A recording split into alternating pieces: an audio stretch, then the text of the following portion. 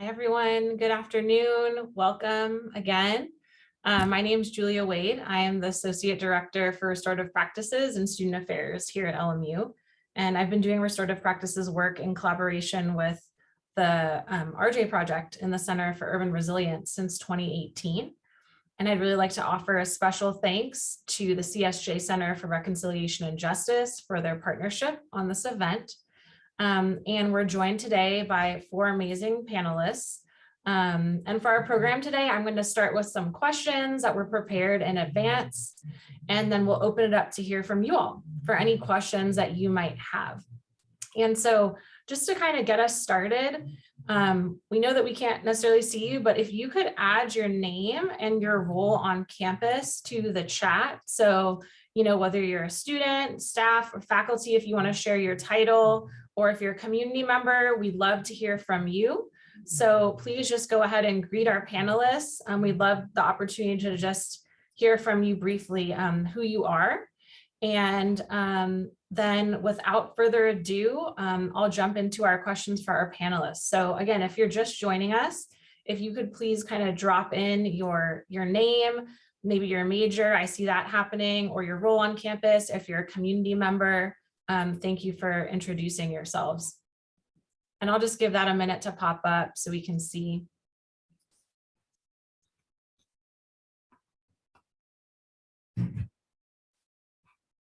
Awesome. Thanks so much for introducing yourselves, sharing a little bit about yourselves. Please continue to do that. And then really, I want you all to know a little bit more about who we have here today. So who's ever ready, or I can call on you, just let me know. Could you start by just describing your current work and your path toward doing that work? A little bit about your story is really what we want to hear, how it relates to your personal background. What do you see as the values or life experiences that are kind of serving you or informing this work?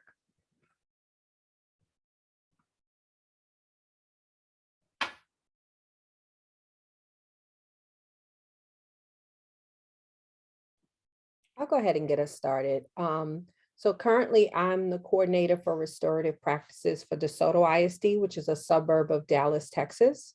Prior to that, I was the coordinator for restorative practices for Fort Worth ISD. And I've been an English teacher and a restorative discipline coordinator for students suspended from schools. And I've served as a volunteer leading groups for a counseling program for survivors of domestic violence. I grew up in New York. This is my 20th year in education. And I came to this work kind of roundabout. I started my career in social work. And so once I became a teacher, it was my norm to kind of establish relationships with students. And like most people on the panel, I discovered once I attended training that I was a restorative practitioner at heart. The purpose of my work is to help people understand that in all matters, we should consider the humanity of others. And I think those values were instilled in me by my family for early in my life. They highlighted what it meant to establish community relationships and create family bonds that weren't strictly based on biological connections. And thank you so much for having me today.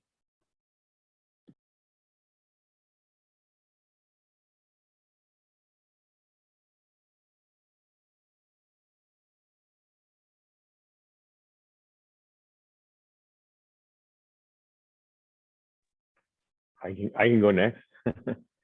My name is Juan Carlos. I go by JC. I'm currently the program manager for an organization here in San Diego called NCRC. We contract with schools and implementing and bringing the restorative work in with students, staff, and all members of the community. I currently work with a group of amazing humans who, we do this work throughout different schools. A lot of the roles we play is coaching, co-leading, making sure RJ is being implemented with fidelity, building relationships with all stakeholders, but primarily with students and staff members in the schools. I'm from San Diego. I grew up here in San Diego. I'm a product of Centennial Unified, and I work, as a contractor with Centennial Unified now. I am currently working at Lincoln High School, which is a high school in Southeast San Diego. How I became part of this work is, for me, RJ comes from my upbringing. RJ was part of my indigenous practices as a young person. We didn't call it RJ, of course, because it's just a way of being for us. And it's, I don't know how to say this, when you bring the Western way of doing things with the indigenous, and we're trying to bring it into a system, making sure the students are not being pushed out. I realized that I was one of those students too. I was one of those students who was navigating a system that was in school suspension, that got in trouble all the time for whatever reason. So I have beautiful mentors in my life and people that that are my elders who I continue to have a relationship with, who just taught us to be in community this way, to make sure that we build relationships, to make sure that our integrity, the way we are and who we are, it's always acknowledged, respected, and loved. So I became a practitioner without realizing I became a practitioner. My background's in education. I was a non-academic counselor for many years at a elementary school, middle school, and now I work, in high school. I've been working in the community that I grew up since I was a little boy, and now, I get to do this amazing work with beautiful people and get paid for it. I love what I do. My kids are growing up in this system. I have 3 little ones who, are part of San Diego Unified. So if I can impact young people the way I was impacted in my upbringing, with people that are part of my life and, saw me for who I was, and now we can, put a name to it, which is restorative practices, the best is for me. What's important for me when I do this work is to make sure that I build relationships with folks, that you see who I really am, the authentic me, not just, my role or my educational background. It's just understanding that we're all in this together and we build community. And in order for us to even survive in this system, we just got to get to know each other. So yeah, that's a little about me. It's a pleasure being here with all of you. And I'm glad that I get to do this work alongside, all of you and the beautiful people that are in this panel. So thank you. I don't know. Do you want me to pass it to someone? Jesse, put you on the spot. Yeah, I was going to invite Ruben, but yes, hi everyone. Thank you to the students for being here. Hi students in the chat, even though we can't see you. We're just so grateful you are with us. And whenever people ask me if I'm worried about the future, I always tell them no. We're going to be okay, because I work with kids and I work with you all. And I really hope that you hear something today that sparks your interest, maybe connects you to your purpose and your education, and what you do with that to serve the community. So that's my hope and intention as we start this session. My name is Jessie Tena. My pronouns are she, her, hers. I work with Juan Carlos at the National Conflict Resolution Center, aka NCRC, in the San Diego community. It's a nonprofit that has been in San Diego for over 30 years, but we work with the program that serves the schools. So we work with a number of school districts here in San Diego County. And I imagine you're going to hear this several times from the other panelists, but we all were doing RJ before it was called RJ. We never thought of it as restorative. It was also the way I was raised. I remember being in circle with my grandmother and not even thinking of it as circle, because that was how we always came together. And learning from my grandmother that you always make sure everyone in the community and the family is well first. You serve them first, make sure they're fed first. And that's just the value that I carry in this work. And so for me, it's about serving the kids. This is my 23rd year in education. I've been a teacher, principal, served as a coach, and now I support schools, as I said, here in San Diego County with the implementation of restorative justice practices. And that looks different in every school. It looks different in every district. We try to customize our support to meet the needs of the students and the staff. And I think for me, what brought me to this work was just doing it naturally with my students, really centering on relationships and seeing the power that comes when you see students for who they are and you connect them to their purpose and show them what that's like. And amazing things happen when that occurs. And some people call it restorative. I also saw as an educator that there were disproportionate numbers of my students of color who would be suspended and expelled. And in some cases, as was true in my own family, that became the entrance to the juvenile justice system and then in turn the prison system. And so that's the other thing I want to say to you all is, you know, for us, this work is very personal.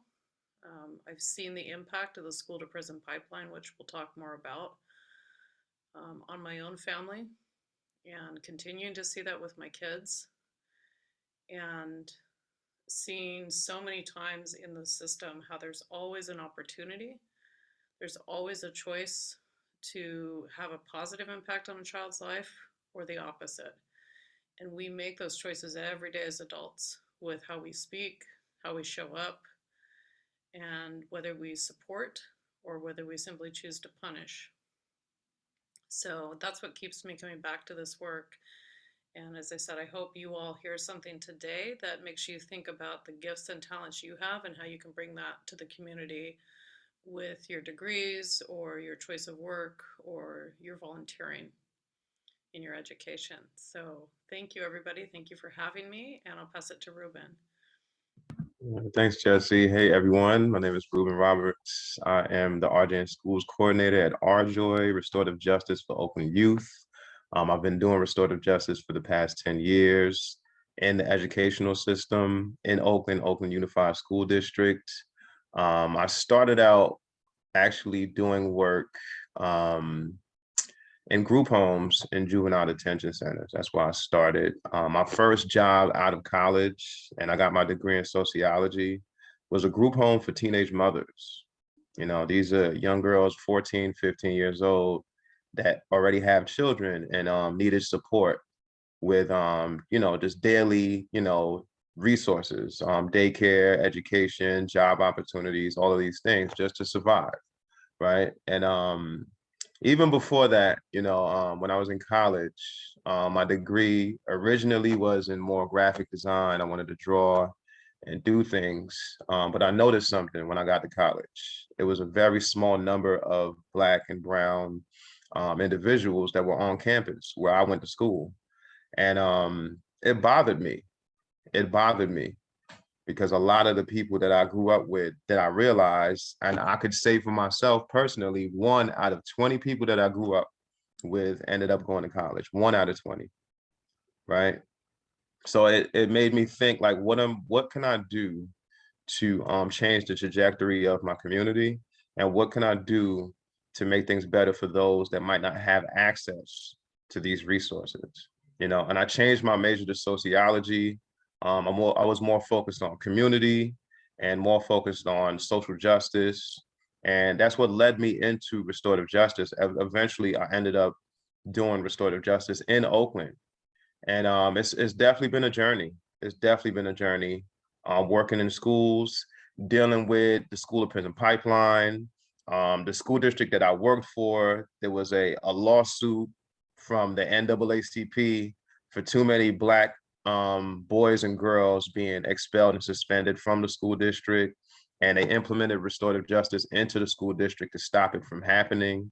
And I was one of those people that was put in place to make sure. So when there were fights happening, when there was bullying situations, when there was fallouts with teachers, they would send them to me, right? And that would be an opportunity for me to create a safe space and do a more holistic, non-punitive approach to how we deal with conflict on school campuses.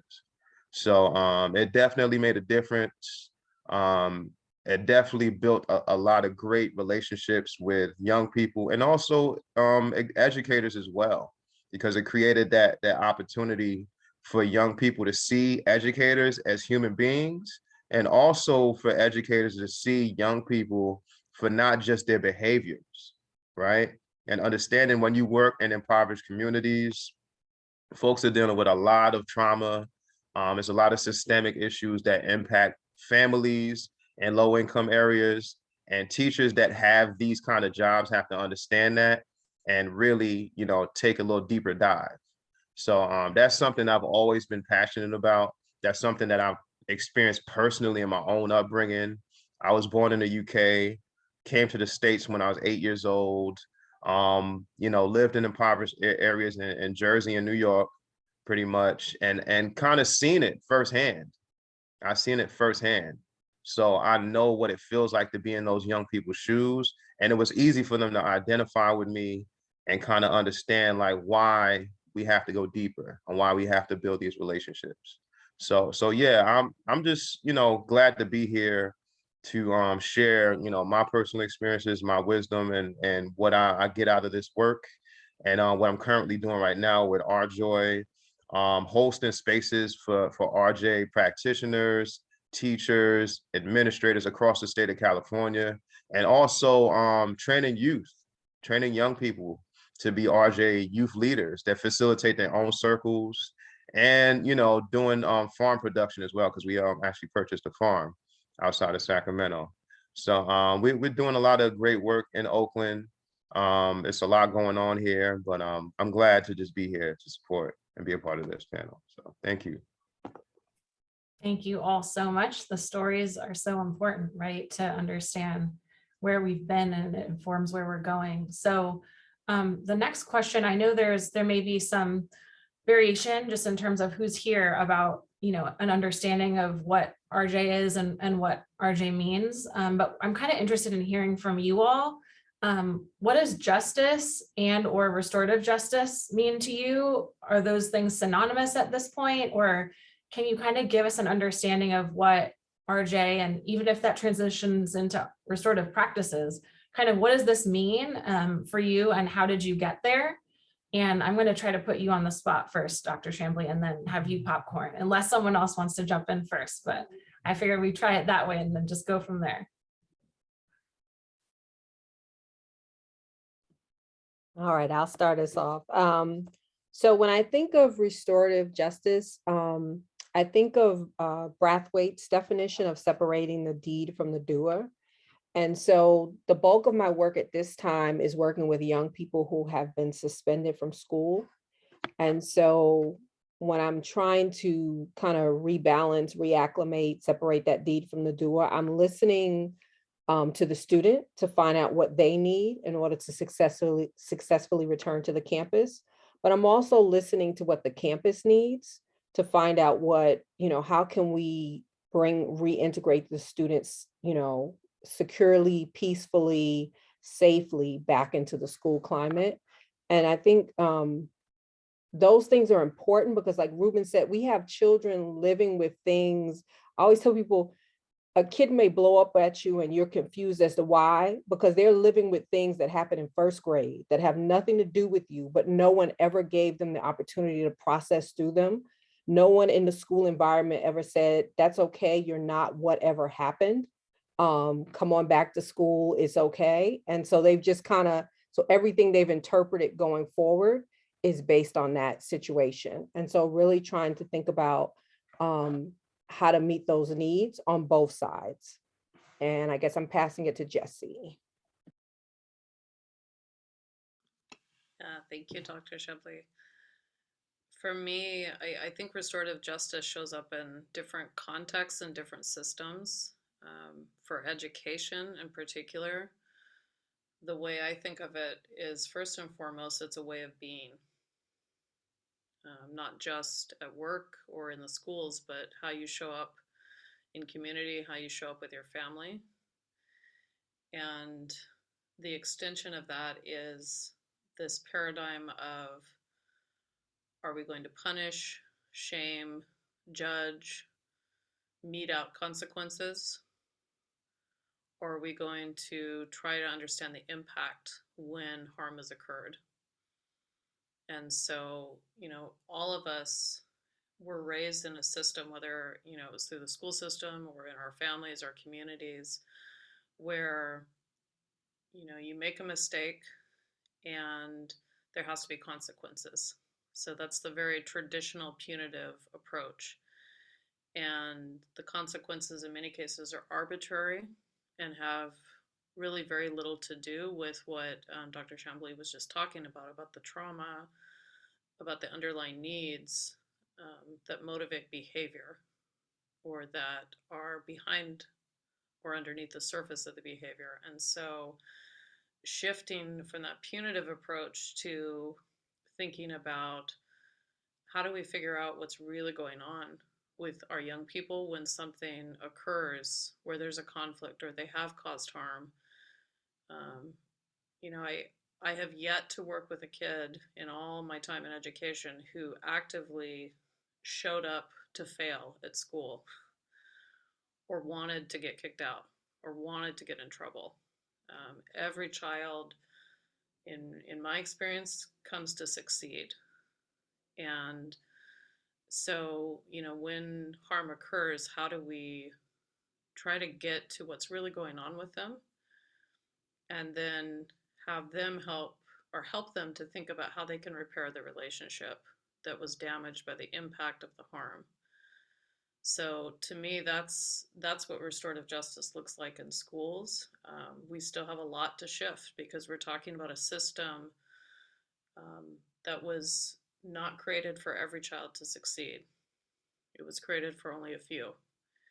And here we are 200 plus years into it, and we still have a system that is dehumanizing in many of its policies and practices. And so, as I was saying earlier, you know, we always have a choice in every moment. As the adults who work in those systems, are we making the choice to shift it? Or are we just towing the line with continuing to punish, to suspend, to get detention, you know, assign loss of privileges, the more traditional approach to when a child does something that we don't think they should do. So for me, that's what restorative justice looks like in schools. I'll invite Juan Carlos or Ruben if there's anything you want to add. I can just say, I can just, I feel, you know, RJ or Justice or someone like me will look completely different, right? From personal experience, justice is something that looks different from many communities or the way people approach, you know, the way they were raised and how they see justice themselves. In a school setting, justice can look like, you know, someone making things right or someone understanding what the consequences or being held accountable is, right? From the RJP model. But for me, it's more like, what is it that we're doing as adults to change the mind of each other, right? Create these spaces where young people can feel heard, can feel connected, can feel like their school experience is meaningful to them, and that we have their backs, right? That if something happens in school, that we're not blaming or shaming or creating more problems for them, and that we, you know, like Ruben said earlier, that we're here to support them. Hey, what's going on? What is happening in your life at the moment that I can support you with? So there's an understanding of how to help you navigate the school system that is creating, you know, opportunities in which you may get in trouble, whatever, you know, that looks like.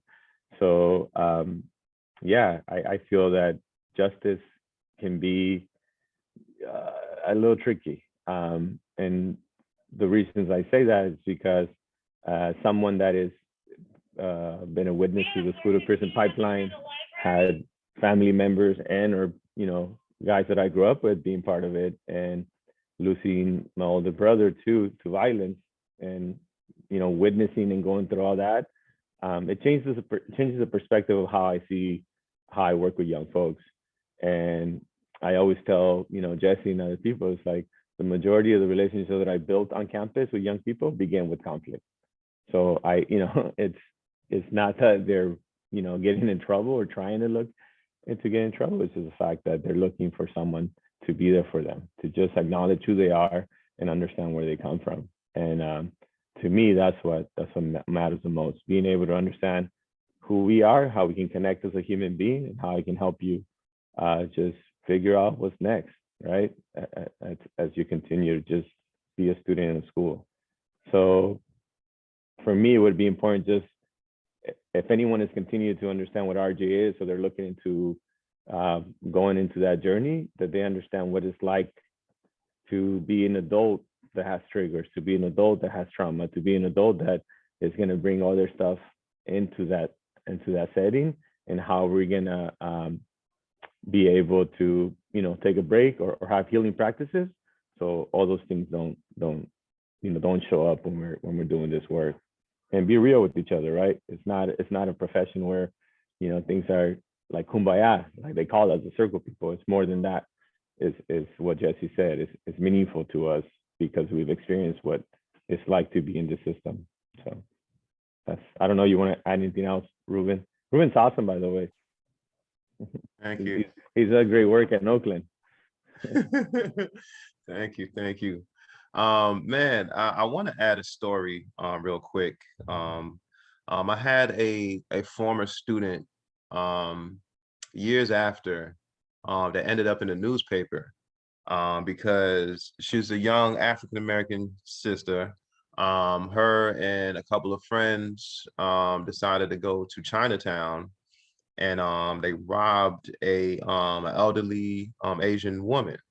And you know, it came out, there was video, and there's a lot of backlash from the community, the Asian community mostly, and really saying you need to throw this person away, you need to lock this person up and throw away the key. And I knew this young lady, you know, I knew her background, I knew where she come from, I knew what she didn't have growing up, because I was literally like in RJ circles with her when she was in middle school. So it just made me really think about like what restorative justice means, right? In this system, that young lady that committed that crime would go to court, you know, usually be served a charge or whatever the case may be, and may end up in juvenile hall or something else, right?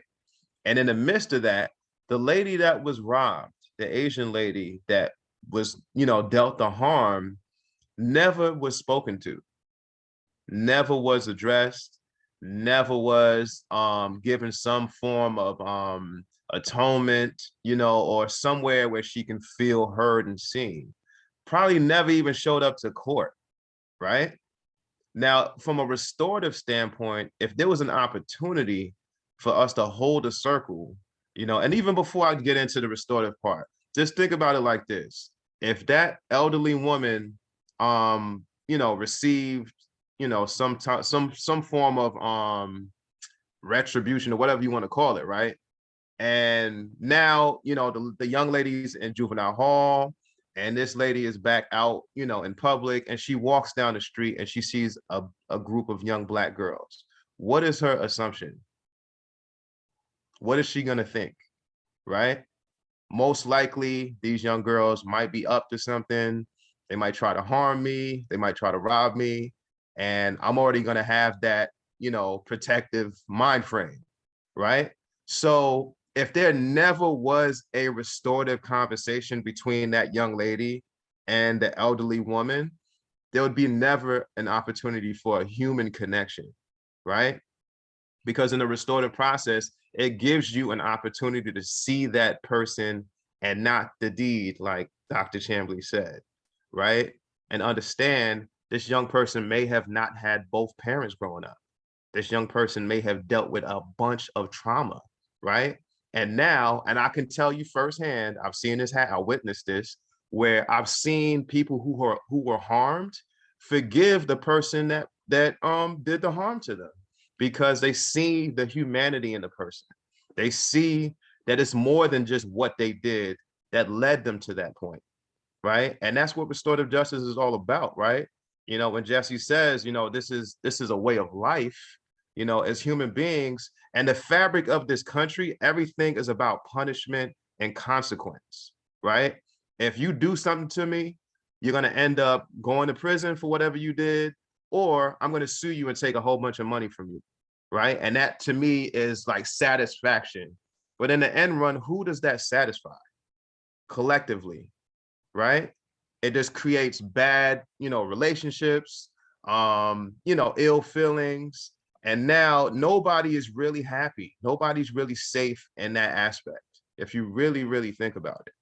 So just understanding, you know, from a restorative standpoint, is just an opportunity for you to connect with the humanity of an individual rather than judge them based on their acts, right?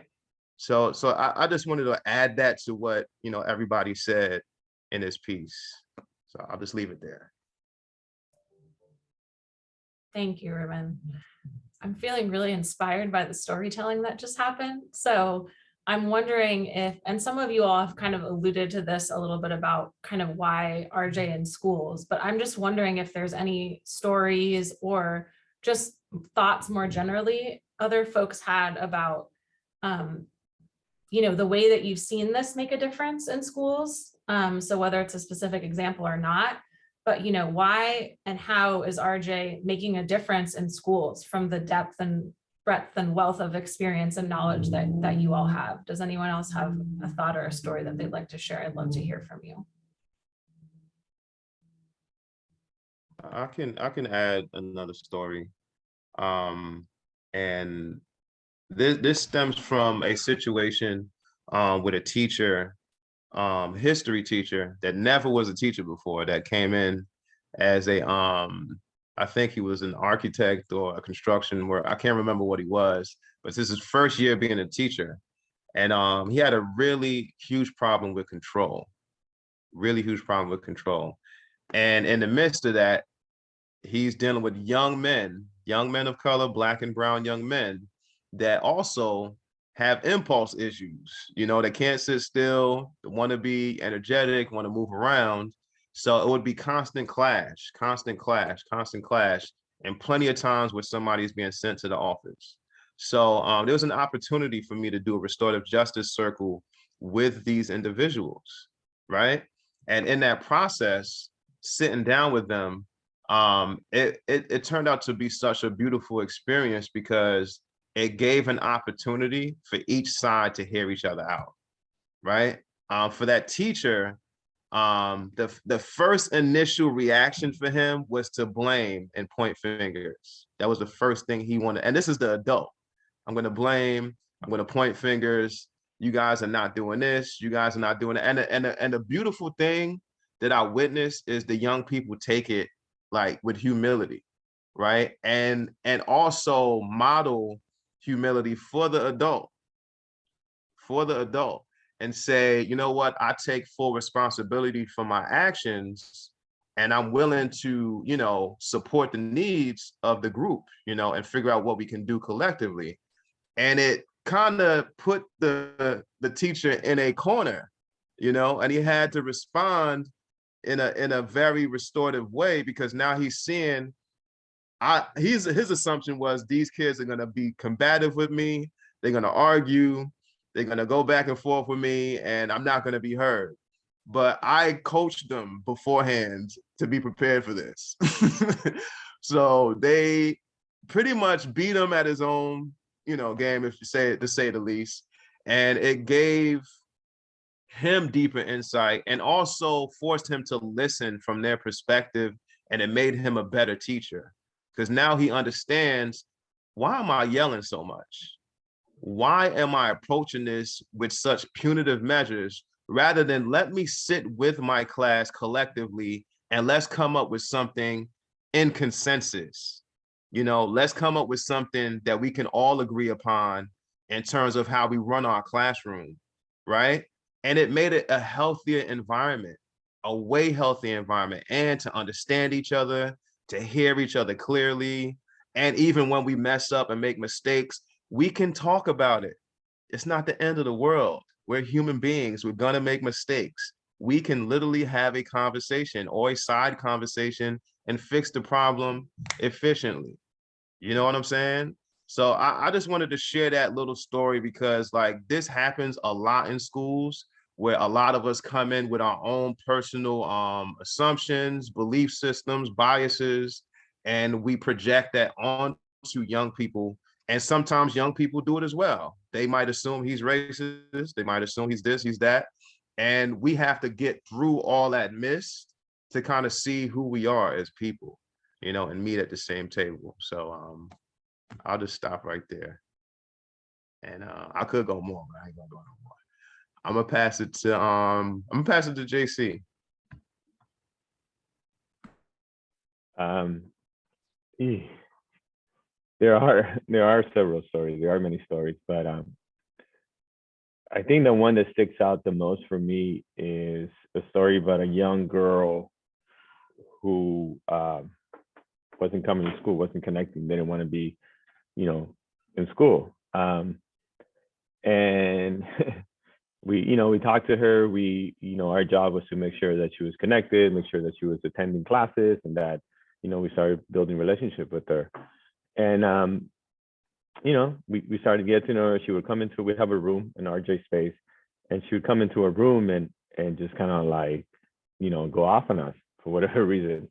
Like, she was just like, I don't like you guys. It was me and someone else. You guys don't care about me. You guys don't even, whatever. And be like, okay, no worries. And then she would just, go back to class. So she would do this often, like through the passing periods. Every passing period, she would come and kind of peek her head into the room and say something. I can't repeat it, because it's PG. And okay, then she would just take off. So we just continue to just be there for her, checking on her, making sure she was in classes. And one day she came in and she was like, I have issues. I need to talk to somebody. And my coworker and I were like, okay, have a seat. And she was, I need to see a therapist. I have some anger going on with me. And we're like, okay, well then, have a seat. What's going on? And she would just start sharing things that she was going through as a young woman. She was in 9th grade at that moment, and things that were happening or happened in her life based on the relationship she had with her dad. And we just, we were asking her questions. Well, what does anger look like to you? Where does anger come from? What does it represent to you? And we just began having this conversation. And after that, she just began opening up a little bit. And, we continued to work with her, and saw the beauty that she was bringing and the lessons that she was teaching us, right? Because we were learning from her based on what she was going through. And, towards the end of the first semester, we approached her and we were like, hey, so why do you keep coming back? What makes you, come back to us? Why you like being here with us, hanging out? And then she said, because you care about what I said, because you care that I was in school. And we realized at that moment that it wasn't about us doing all this restorative whatever, right? It was about the fact that she had a space where she can be herself and come, be with us, with two men who, were just providing something to her that she was missing. And, we later found out that she never met her dad, right? She's never had an opportunity to have positive men in her life, talk to her and acknowledge her, respect her, give her what we call her lugar, give her space, who she is as an individual. But I'll never forget it, because she would be like, I hate you fools, and she would just take off. There was one time my room is at the bottom, and she had class upstairs on the other side of the campus. And she's like, F you fools, and then she took off. And then we're like, okay. But those are the things that you just remember. And it's stories that stay with you. And it's not because of the work we do, but of the way, that Ruben said, the human to human connection. We see them. If I were to report her or punish her or say like, oh, you insulted me, you're telling me to blah, blah, blah, her journey would have been different, right? Her journey would have been, she would have been pushed out, and then that's it. Another opportunity to connect with another human being would have been gone. So that's a story that is always, it's with me. We have recently a young man who was murdered here in San Diego, and it's been a heavy week for me because I've been trying to figure out, this work takes a lot, and things like this happen because violence is real in our communities. And I got a text from my former principal saying, hey, the family wants to make sure that you're there, wants to make sure that you come and see, what's going on. And that was when I was working at elementary school many years ago. And it just hit me that, when we do this work, when we connect with our young folks, it's not just connecting with them, but connecting with their families, and that they remember us, right? They never forget us. They see us as someone that is there for them. And these are young boys that I've known since they were in second grade, and he's only 14 and he's no longer with us. So when Ruben was talking about stories, like it's these stories mean a lot, and they have a lot of connection to everything that we do in this in the schools, and we're never gonna not see that way of connection with the young men. Sorry, I'm just thinking about all this as we are here, but that's a little bit of that, right? And I'm just hoping that as we continue to do this work together, that we are there and we understand what's happening in our communities. We understand what the young folks are going through, and just heal, go through the healing process with them, and understand what they're going through. But yeah, it's funny stories, crazy stories, heartfelt stories, a little bit of everything. I witnessed it all. I've been doing this for 20 years. So it's been a minute, how the young people say, and I'm just glad I get to do it, Jessie has probably more stories because she's like a principal and she knows it all. She creates everything for us. She's like a wonderful human being. Thank you for your.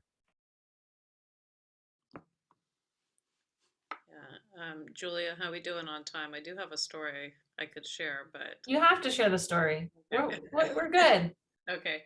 I was just thinking about a quote from one of my favorite writers, Leslie Marmon Silko, she's a native writer, and she said, "We are the stories we tell ourselves. We are the stories we tell ourselves." And I wanted to build a little bit on what Juan Carlos and Ruben both shared about the story that gets told in our schools about our kids. So like the story that the young woman Juan Carlos was just talking about, the story could be, this is a young woman who was looking for a positive role model. This was a young woman who was just looking for someone to kind of tease and connect with, joke around with. Or the story could be, this young woman was defiant. She used profanity.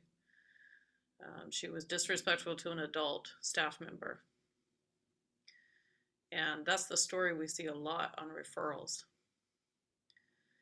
And the stories are told through the language. And a lot of times, especially when I was an administrator, coaching my teachers, I would see language for children that was the same language we use in the prison system. Perpetrator, criminal, frequent flyer, intentional, defiant, on and on and on. And I remember when I first started teaching, my mentor teacher said to me, it was the most important thing he could have said. He said, just remember, everybody is somebody's baby. Everybody's somebody's baby. But when we start defining our kids as, infractions, perpetrators, and so on, that's now a different story that we're telling. And so that power of language, same thing with what Ruben was sharing. That young woman could have be seen as a woman who was acting upon her pain, or an attacker, someone who committed an assault. Same person, two very different stories, right? So with that, I just wanted to share something that happened when I was still a teacher, and this was the year of Sandy Hook. Sandy Hook had just happened in December of 2012, and in January, I had a student who started writing in his journal. I was an English teacher. And so English teachers hear a lot of stuff from kids because kids tell you, right? Dr. Shanley, you know, they tell you a lot of stuff in their writing that they might not ever say to your face or to anyone else, but it comes out because, of course, writing is restorative and it's therapeutic. But this student started talking about harming the school and bringing a gun to school. And you can imagine the climate at that time. It's not that much different now with all the shootings that we've had around the country. But it was particularly heightened at that time because Sandy Hook had just happened. And again, you know, what's the story there? The story could be this is a school shooter. This is, you know, the kid who's going to come and hurt other kids. But in approaching it from a restorative way and trying to see the humanity, what became very apparent very quickly was this was a young man in pain, and a young man who was being bullied, and a young man that nobody knew had just lost his father. And, you know, we're in San Diego. There's, as I'm sure you know, there's a big military population. And so the majority of the kids at the school that I was working in came from military families, and it turned out that there had been another boy on campus who knew that this boy's father was in the military. And just a day before he wrote this journal entry about wanting to come to the school and hurt students on campus, this student had said to him, "I bet your dad killed himself because of you."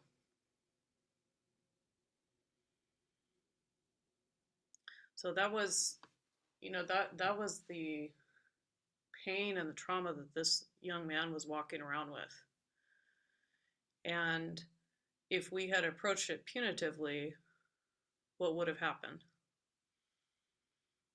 So often what we see, right, with kids who harm other students at school would have been suspended, would have been expelled, threats, attempt to hurt and assault, and so on. But instead, we were able to connect him with counseling and therapy and supportive services. And, you know, years after that, he was able to get help and just graduated from college. But that chapter in his story could have gone a different way, right? So I think for me, when we say what is restorative, it's simply taking the time and making the effort to just be humans with other humans before we start labeling, before we make up a story about this child that doesn't honor their humanity. A lot of times we hear, well, you know, restorative justice doesn't hold kids accountable. You all just let kids do whatever they want to do. You let the kids run wild. There's no consequences. And for me, it always comes back to that. Before we talk about accountability, have we talked about the humanity? Have we talked about what's really going on with this person? And how much of that do we understand? A lot of times adults think they understand. They don't.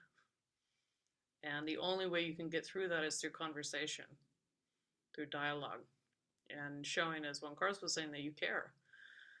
It's a pretty simple thing, but you'd be amazed how many kids don't feel like they have that. We quote a statistic frequently in our professional development that only one in three kids in California say that they have an adult that cares about them at school. 1 in 3. We got to do better than that, right?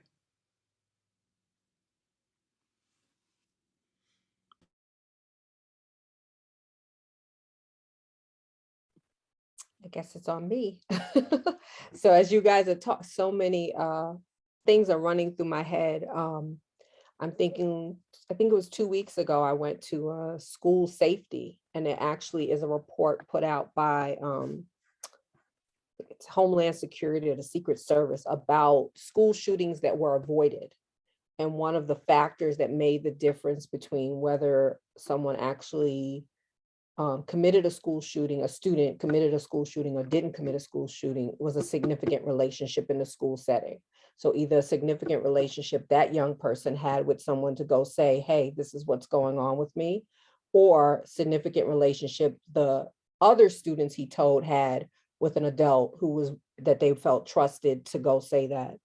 And I think about the, that graphic where it's like if you follow the traditional versus if you follow the restorative. And I think about, a situation where I had one student in two different tracks, and one track I got to intercede with the restorative process. And it was the same situation. He was having conflicts, it involved gunplay. But in one situation, I was able to sit down with him and the other person and kind of process through what was going on in the community, because it really was a community problem that had come to the school. What was going on in the community that was leading to this conflict between the two of them, and able to kind of unpack that and resolve it. Whereas the other situation with the same student, I wasn't allowed into the space to do that. And that student he actually ended up shooting the other student. And so thinking about restorative, when people say, oh, this is, a soft approach, it's easy to suspend a kid. It's easy to say, go away, we'll see you in 30 days, 45 days. It's harder to unpack those layers for you, the adult, and the student to say, what was the behavior or the feeling that led me to have this response? And how do I now go and make amends to the people that I've harmed now that I've realized that this is what I've done? So in the first situation, when he realized how much of an effect he was having on his friend who now thought he was trying to harm her with a gun, he was like, oh, let me explain how we got here. Let me tell you what's been going on behind the scenes that you might not know. And so that kind of helped in the second case, that he was never given that space, and neither was the other student. And so you kind of see like where restorative has to step in to kind of help people to unpack and process and put back into place things that have been shifted. Thank you so much for everything that's been shared. I want us to move to opening up for questions shortly, but I thought as kind of a last kind of question to maybe move through a little more quickly, just your initial thoughts. What advice or recommendations do you have for our folks today or others who are interested in this type of work, the work that you're doing? What should people do? What could a next step be? Any thoughts on that? And I don't know, Ruben, if you're ready, and then if you could pass it along, I'd so appreciate it. I would definitely say there's a lot of hard work involved in this. And you really have to understand like the investment that comes with this work. And it's not something, it's not something you can just, add on or put on just a uniform and voila, that's it. No, it's not like that. You form relationships that are like long lasting forever. You also build reputations as well. And you can also ruin reputations as well. And you really have to think about, what impact do you want to have if you decide this is the work that you want to do? What lives do you want to touch? And what exactly is ultimately your goal? Why? And we always ask that cliche question, what is your why? But it's serious. What are you doing this for? Right? What's your purpose? How does it align with you as a human being, as an individual? And how do you show up in the world? Because restorative not only like introduces you to a whole new world, it also reveals your true nature. It reveals who you are. It reveals your character. So if you're ready to do this, be ready to be transparent. Be ready to be authentic. And I'll tell you right now, especially if you're working with young people, They are experts at reading the room. It only takes them 3 seconds to see if you're really about this or if you're not. They can tell if you're scared. They can tell if you're not confident. And they can tell if this is not what you're truly invested in. So if you don't really have a heart for this, you shouldn't be doing this work. Right? But if you are and you're dedicated and this is something you're passionate about, go for it. Go for it. I'll pass it to Jess.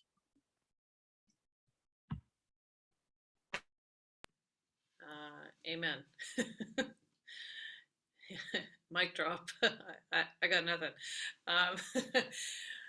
Yeah, I could not agree more with what you said, Ruben. I think that if anything, if you are a person who you've noticed your friends go to when they have a conflict or a problem, if you've noticed that you have a very high level of empathy and desire to serve your community and do something about the things that you see that you want to change, I think that's also a good indication that this might be a good fit for you of study or of a career. But as Ruben said, you have to be ready to open yourself up and have a level of vulnerability that other professions don't demand. And it's okay, because our young people deserve it. They deserve it, and they need more of us in this fight with them and being in it alongside them. But I think it absolutely is not something that you go into for many of the typical reasons you choose a profession. It's because you've seen it work and you know the impact it has on people's lives and you want to replicate that. And also, I think being committed to applying it to your own life too, because as I've said, it is a way of being, and it just doesn't work if you're restorative from 8 to 5 and then you go out into the community and show up another way or a different way with your family. I just had a thing happen recently with my son. My son's 5, and he was hurt at school by another student. And I really had to dig deep into what I know in the restorative way, because my initial reaction as a mother was like, oh, heck no. Mama Bear is going to go down to that school, right? And then, I had to check it. Like, what if this is one of my kids? What if this is one of my students? Or that was my son, the other little boy that was involved. What if that were my son? And once again, the restorative way proved to be true, because sure enough, this young boy didn't hurt my son simply out of malice or spite or desire to do something he shouldn't have done. He has pain, he has trauma, and like so many of our kids right now with the pandemic, had been at home for a year with an abusive parent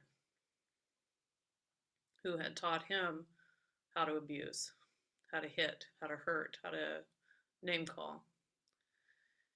And so it really took some application to apply to my own life, because it hits different when it's your own child. And so, that's why we say it's a way of being. Yes, you can do it for work and it becomes a career, but it's also how you choose to move in any space you're in.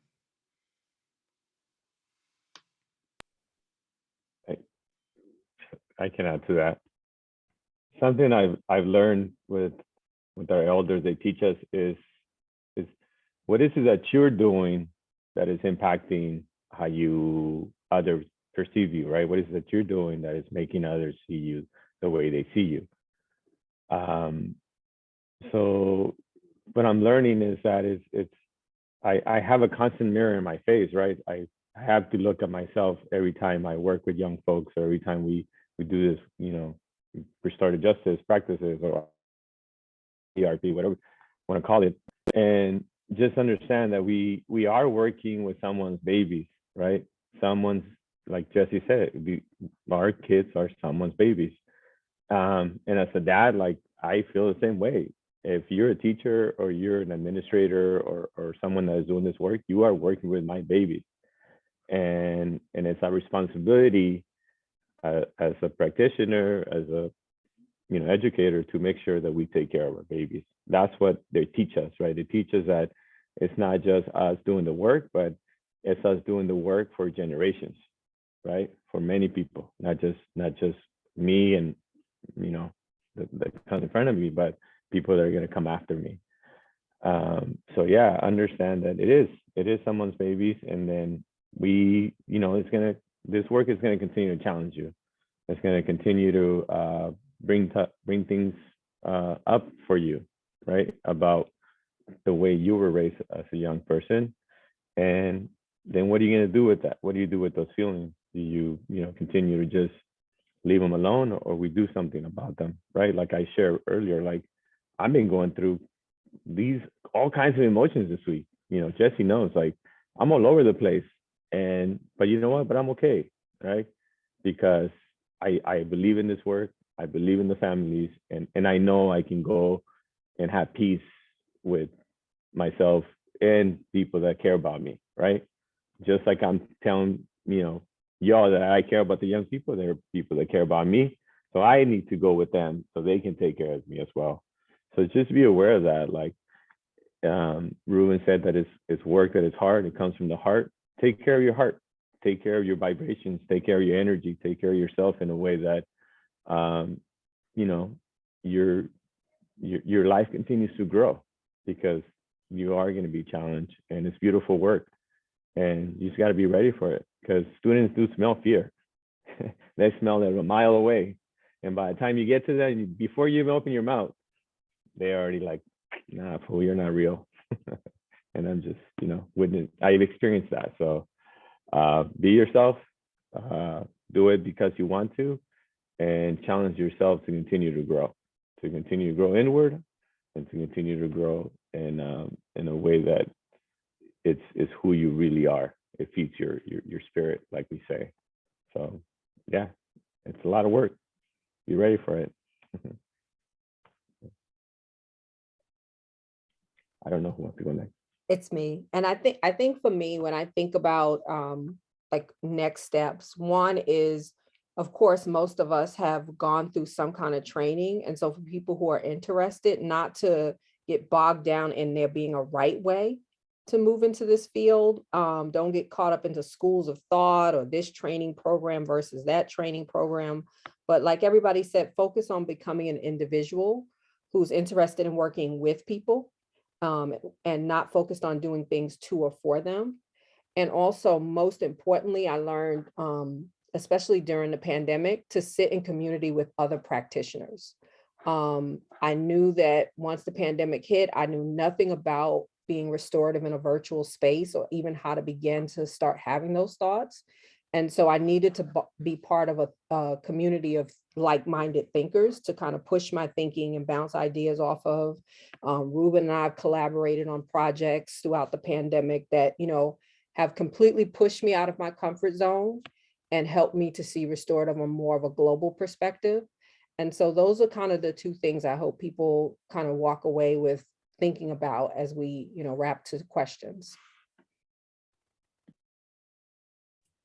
Thank you everyone so much again. I think that's some more food for thought as we go into Q&A. So we're going to open it up now. Feel free to use the chat or the Q&A feature. We have about 20 minutes, so we'd love to hear from you. I, of course, have more questions, but I would rather hear your questions. And I will need to be your voice today. So thank you for giving me the space to be your voice in delivering your questions.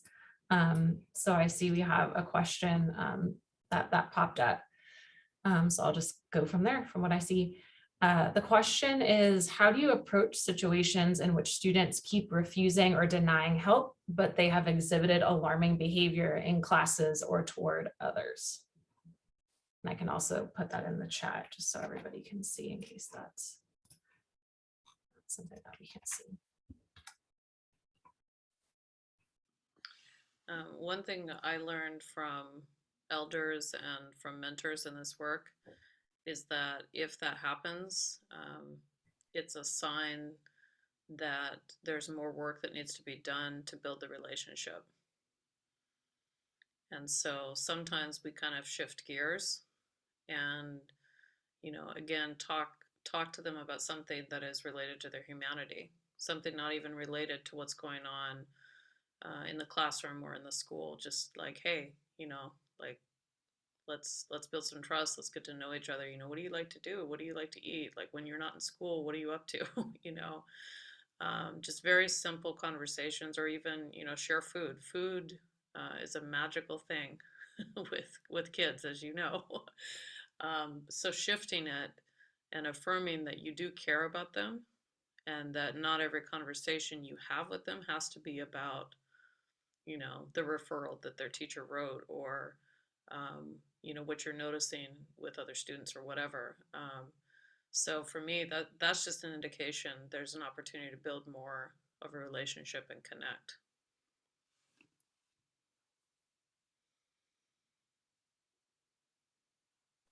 And I was thinking, depending on what this behavior is, you may need to create a safe space for those who are experiencing this behavior. So I think about the kid who throws chairs or turns over desks.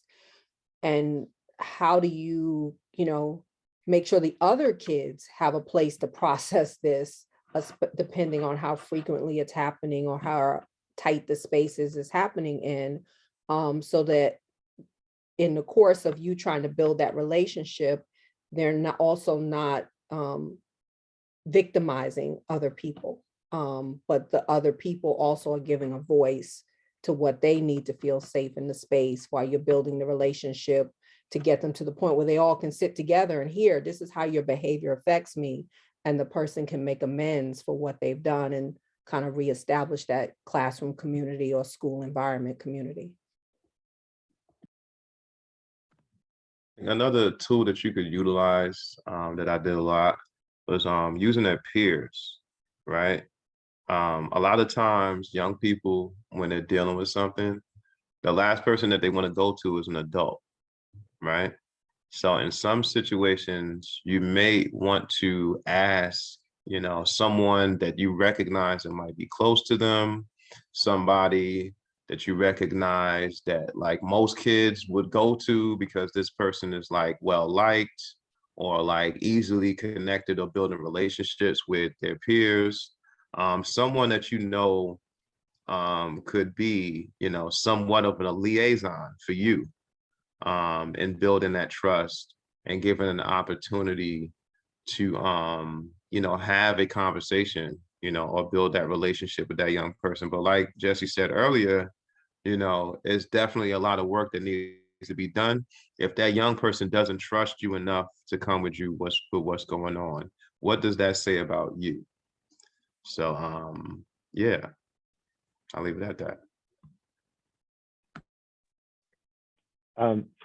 Thank you.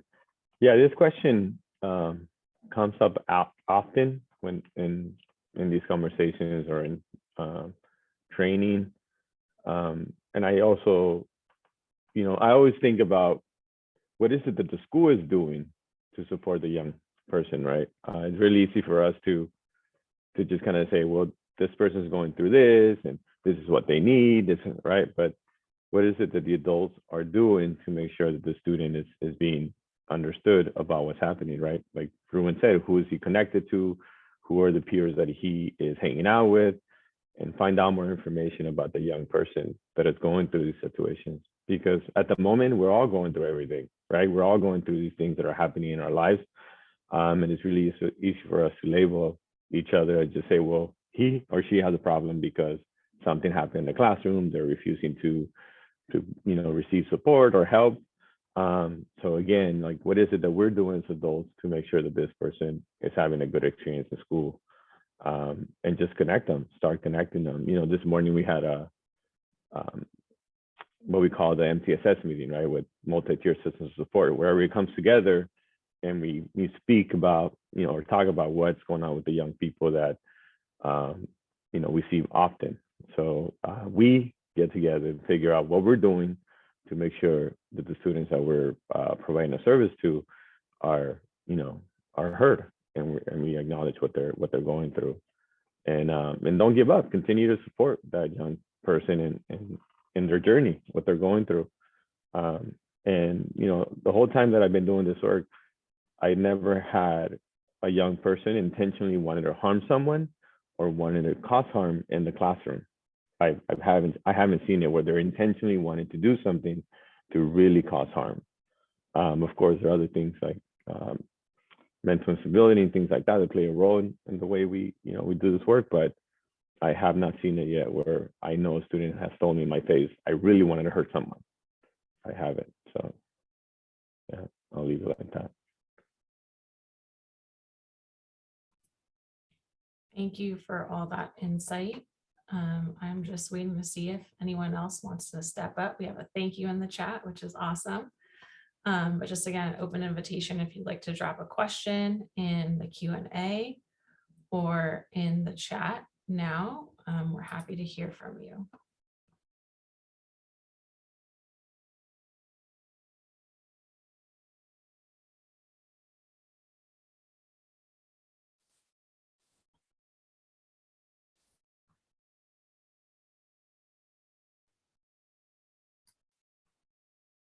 I'm not seeing anything else today. I'm wondering if you have any final thoughts, panelists, as folks go out. Maybe if you want to share even a little bit about just any greater like vision that you have. We didn't necessarily, I know we talked a little bit about kind of school to prison pipeline, and we don't have time to necessarily like completely dive into that, but do you have a bigger vision around like what this work can mean for dismantling systems, for dismantling systemic oppression, really moving us forward in those regards? Is there anything you'd like to share to kind of close us out around that? And then I'll just be inviting people to join us at one more time in the chat, but I wanted to see if anyone had thoughts on that to kind of close.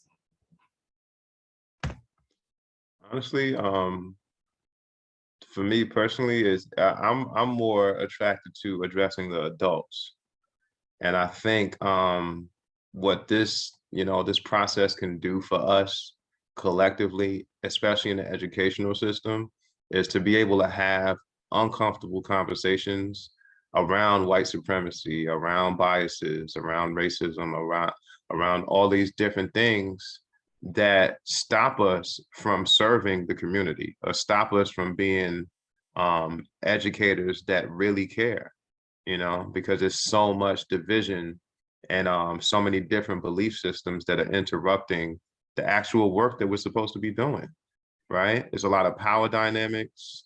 It's a lot of decision making and politics that's happening within school systems, within schools, that's not being spoken of because folks are too afraid to speak up, But if we are creating safe spaces to have this kind of dialogue and being able to hold each other accountable without there being any backlash or like, harsh consequences, I think we can get somewhere further. Folks are afraid to talk about critical race theory and, all these different things that really, really matter and really it actually is going to push the country forward. And it's the next generation that's going to take, to do it. It's you guys and the folks that are coming after you that's going to really be the ones that's going to take the torch and really, change the way, education is, because we have a very perfect opportunity to change the way we see education. COVID has forced us to really start digging into humanity and seeing who we really are as people, right? We're literally like in people's homes virtually, and folks are not being able to show up because they don't have certain resources, So for us, man, we really have to rethink and reapproach this from a holistic sense, and be able to just show up, with our humanity. So so yeah, I just wanted to say that, as far as where we are and what we can actually do collectively with this work. We got one more question through the Q&A, so I don't know if in your answer you want to incorporate, but there's a question about, there are students here and are there programs or next up options, training, internships, things that you do see could be valuable or that you could recommend. And if you want to speak on more what Ruben shared, thank you, Ruben, so much too. Please, in this last round, if you can kind of maybe include any thoughts about this new question as well.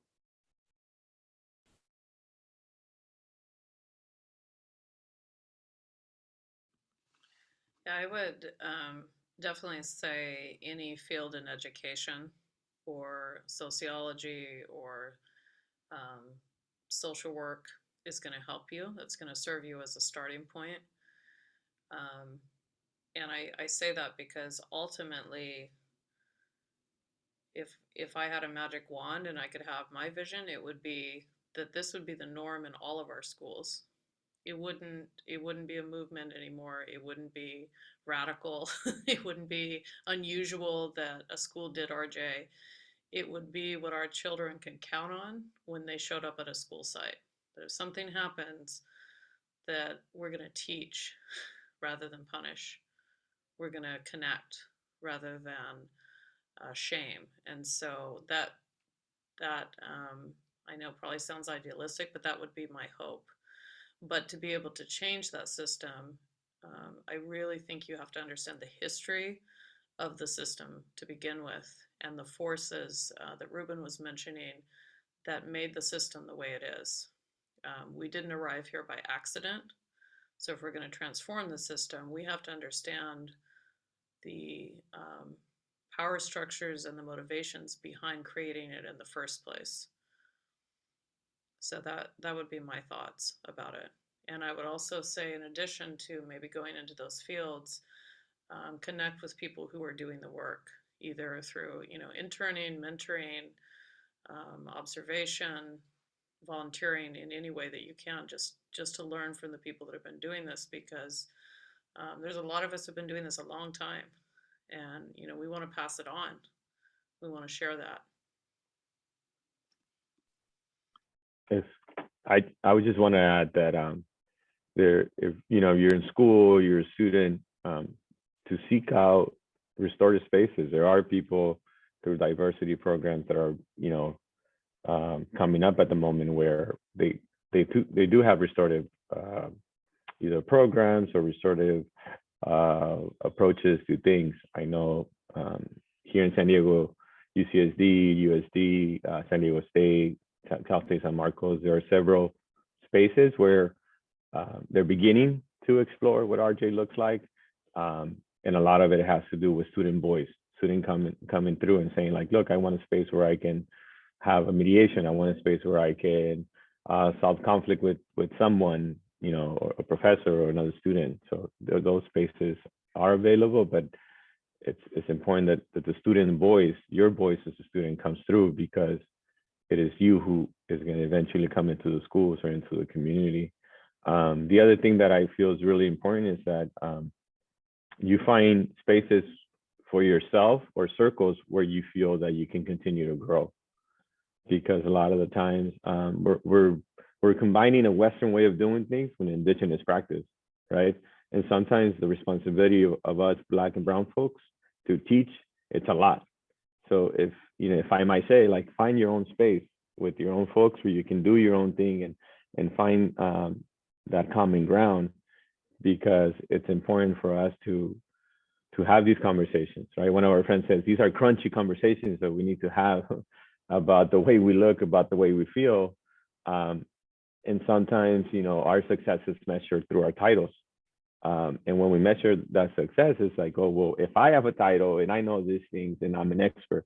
And in reality, it really isn't. It's a growth process. We continue to grow as we go, and we learn from our young folks. So, just find a space where you can also, continue to grow, continue to seek opportunities, and just, take care of yourself. a big thing about all this is taking care of yourself. You know, nowadays we call it self-care, that fancy word that we all use. Whatever that looks like to you, do it.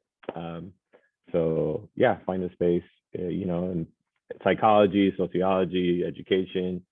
Our big push right now is to make sure that we have an RJ coordinator in every school site. That's what we want.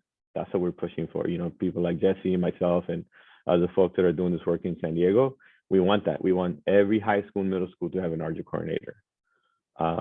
So if you can help us with that, that'd be awesome. So that's what we're looking for. Just to make sure that we have people that are doing this work in a way that is meaningful, and that they understand that it's you know, it's real. So yeah, that's what I would say. And I think like Jesse said, making sure it's part of the norm of the system. So like my ultimate would be from the point in which someone comes to an interview to the point in which they're hired, they're exposed to a restorative process in which that happens, that when the superintendent and the board and all of that get together, it's done in a restorative format. So they're getting on and they're doing community building as part of their, you know, board meetings, like all of that, you know, and then ultimately that's the way the city functions. And so, you know, everywhere you kind of go in DeSoto, that's what's happening. And so when there's a, you know, a kid, you know, needs support, the whole community is available as that support. And in the reverse, if the kid does something in the community, the whole community's there to kind of support them in making amends and supporting the person who was harmed in speaking their needs and getting what they need. So that's ultimately, I guess, what I envision. I have had training from just about everywhere. So the Morningside Center for Social Justice, the International Institute for Restorative Practices, TEA, we have a state level trainer who trains all the instructional regional centers who then train all the local districts. And like I said earlier, the important thing is not who trains you, but that it becomes the way you function. Because anybody can get a training, get a handout, grab a talking piece and think I'm going to go.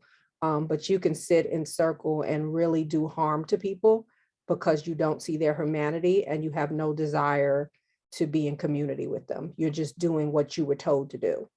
And so really, you know, focusing in more on how do I function in spaces where I am seeing people for who they are and not how they are or how they present.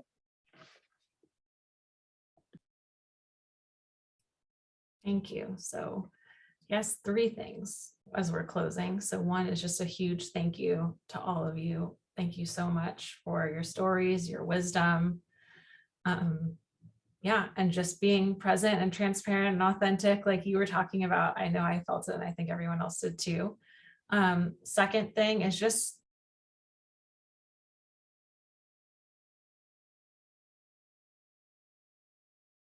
somehow I was muted. If you, I just dropped in the chat, if you have a question, something that you learned, what's one step you can take? Let's just take a minute to reflect on what that could look like. And the last thing is just that I will share a slide that we generated that has some resources on it. So this will be shared with everybody and be available to you, but wanted to just share my screen briefly as you're thinking about those the next steps. Maybe one of these things will stand out to you. Do you have some of the websites of our panelists and the organizations that they're part of? So just wanted to share this with you before we go. And again, look forward to see your ideas about next steps in the chat, questions that you have. Thank you so much for the time. And yeah, the goal was just to have this be part of our community and to hear from you and to share this with you. And I think we've done that today. So thank you so much again, panelists and everyone that's been here in attendance. And we'll follow up with this resource for you just to take a look at too as well. With that, everybody, wishing you a great rest of your day, a great rest of your afternoon. And yeah, let's commit to making this more a part of our communities.